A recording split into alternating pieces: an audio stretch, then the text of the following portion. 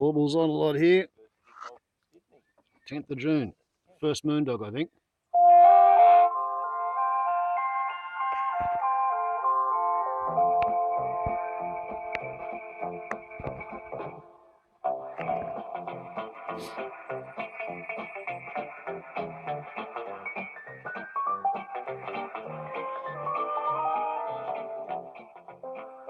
Hello, Patriots. Welcome to First Dog on the Moon's Guide to Modern Living. I'm Walkley Award-winning political cartoonist for The Guardian Australia, First Dog on the Moon. This week, Election 2016, Part 1. Will there be a Part 2? I certainly hope so. It's been a week since the Prime Minister chucked his nation-building tantrum after he didn't quite win the longest federal election campaign. Wasn't that a moment? In the future, we will all ask ourselves, where were you when the Prime Minister had his massive hissy fit and blamed pretty much everyone else for the failure of his party to convince Australians they needed another 3 years of whatever it was he was offering? I don't even think he knew. As the Prime Minister said himself, "We almost lost government because of a dishonest and baseless scare campaign which relied solely on the flimsiest of evidence.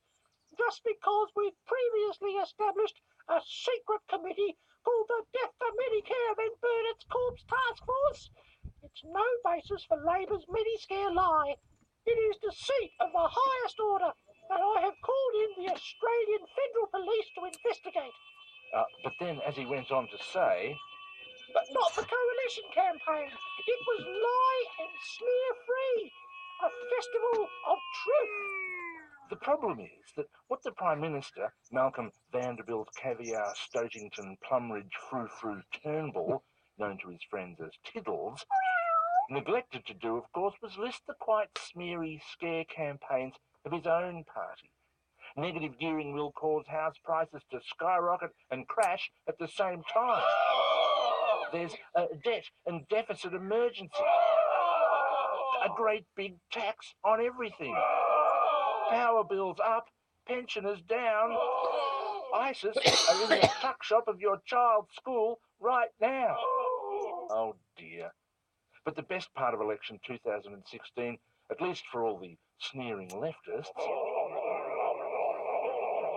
is that everyone in the government and all their little friends are having a massive blame-off to see whose fault it is. If we sent them off to Rio, Australia would have the 100-metre synchronised whinging Olympic gold in the bag. I love the smell of recrimination in the morning.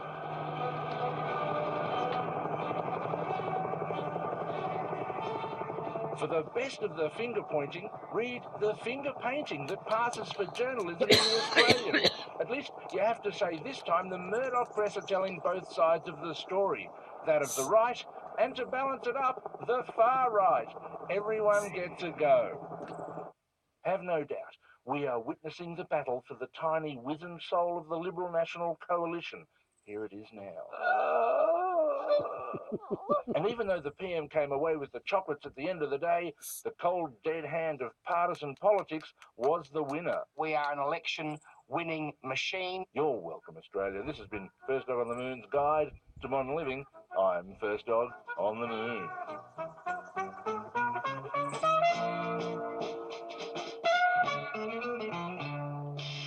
One day.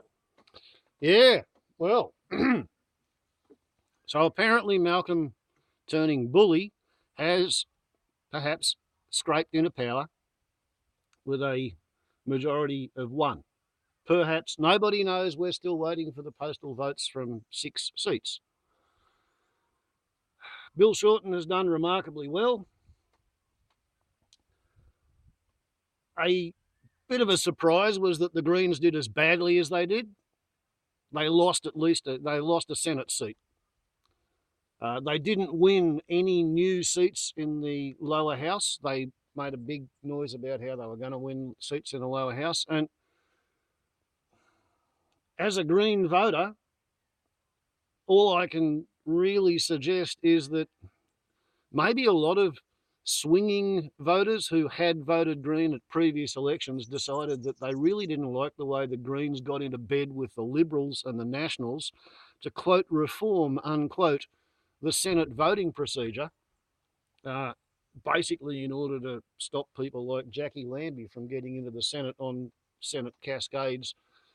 Although she was originally a Clive Palmer candidate when she got in. Ricky Muir was the sort of bloke they were really trying to get rid of, the fella who got in on the motoring party ticket, but he only got less than a 0.5% or less than 1/3% of the vote in his state, but he was in a position where he benefited from a preference cascade of people who didn't want their preferences to go to the big parties, so they were happy for their preferences to go off to some completely unknown person who, when it's all said and done, had the initiative and the ambition to have put his hand up and be prepared to stand for the Senate. And when he first got elected in, he seemed like a complete dill and everybody laughed at him. But after he'd been there for a couple of months, he came up to speed and kicked out half of his advisors who'd been pointing him wrong. And he became quite a functional senator. He didn't get re-elected. So, okay, the Greens and the Liberal Party succeeded in getting rid of Ricky Muir. But the Greens did not foresee that Malcolm Turning Bull would then attempt a double dissolution. Because in a double dissolution, to be a senator, you don't need to get 8% of the vote in your state. You only need to get 4% of the vote in the state to become a senator. So if there'd been a normal half-Senate election, Pauline Hanson would have had to have got 8% of the vote to become a Queensland senator. This time she only had to get 4%, and she's got at least 2 other senators in her party elected to the Senate because they only needed to get 4% as well. So the Greens, by getting into bed with the Liberals and the National Party, they have put Pauline Hanson into the Senate. She got 9% of the vote nationwide. She's got 3 senators as well as herself, apparently. But they've also put Darren Hinch into the Senate. Now, he's kind of a law and order Fruit Loop. You could say that Pauline Hanson is Darren Hinch on drag with a racist predisposition. Darren Hinch is not quite as racist, but he just wants to lock everybody up. Mind you, he's been in jail himself twice for contempt of court, generally. There'll be a court case going on, and when he's a radio presenter or a TV presenter, he will name people whose cases are still a matter of sub judice, and then he goes to court and he tells the judge that he doesn't care if the law says this and that because he wants to do thus and such instead. So yeah, he's done a couple of stretches in jail. So Australia's going to be a very funny place with a whole lot of Fruit Loops in charge of the Senate and the government as such in a position where all it has to do is sneeze out of place and upset the crossbench, and they won't have a working majority on the floor. So they're not going to get to do anything unless it's got pretty much bipartisan support. That's good. Moving right along, following Brexit, where England decided they don't want to be part of Europe anymore, they added to the idea that they had no clear government, no clear leadership in the Conservative Party, then have no clear leadership in the Labor Party. Then Nigel Farage, who thought up the whole Brexit idea, he resigned from the UKIP party, so they're in a complete leaderless vacuum with no fucking idea whose ideas they're following. And then Sir Chilcot laid down his 7-year in the making report into the case for going to war with Iraq in 2003, the imminent danger to the West where weapons of mass destruction could be assembled and deployed and launched within 90 minutes anywhere in Europe. And therefore, the coalition of the coalition of the willing, because the United Nations had said, well, there's no evidence that they've got any of this shit you're talking about. The coalition of the killing went in there and occupied Sad Man Who's Insane's country and discovered that America's no fucking better at occupying Iraq again than they were Vietnam. And no better at occupying Iraq again than they were at Absurdistan. And, like the Americans and the Australians were in the same places where the Russians had got their asses fried for 10 fucking years. And, they're still like this.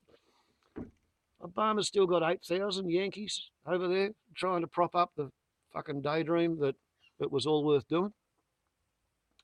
I think Australia's still got some people over there as embassy guards or token force. But people get killed while they're providing token forces.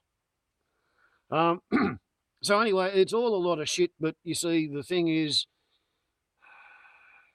Tony Blair can point to the report and say, it doesn't say I lied. It says I believed a lot of transparent bullshit that was totally easy to see through. And I should have asked a lot of questions, and I didn't ask a lot of questions, but I was being guided by the vibe of the time, which was that, we have to do something because 9/11. Yeah.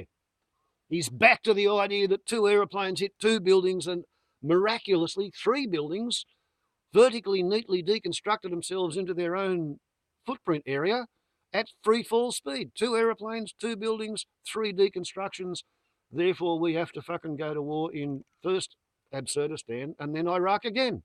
And I keep calling it Iraq again because we'd already had a massive shoot off in the desert, getting rid of all of the fucking American, British, French.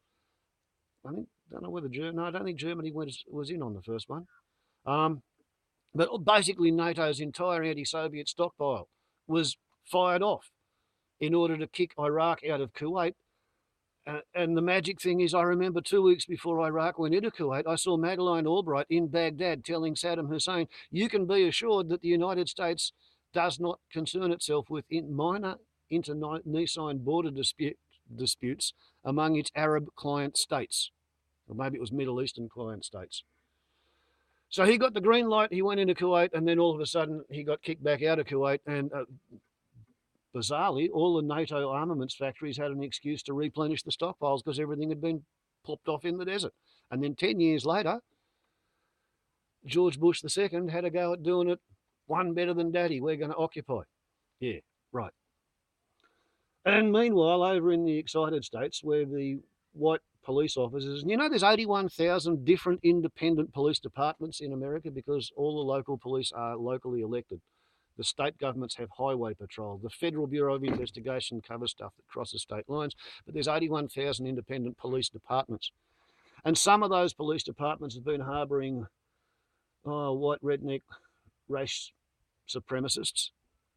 And they've been trained up to a fever pitch of paranoia and cowardice to the point where they regard any black man with a firearm as an imminent existential threat. So 2 black men have been shot and killed, summarily executed on the streets by white police officers because the black man was in possession of a legally owned handgun for which they had a permit. And they weren't waving it around or doing anything, they just had the thing.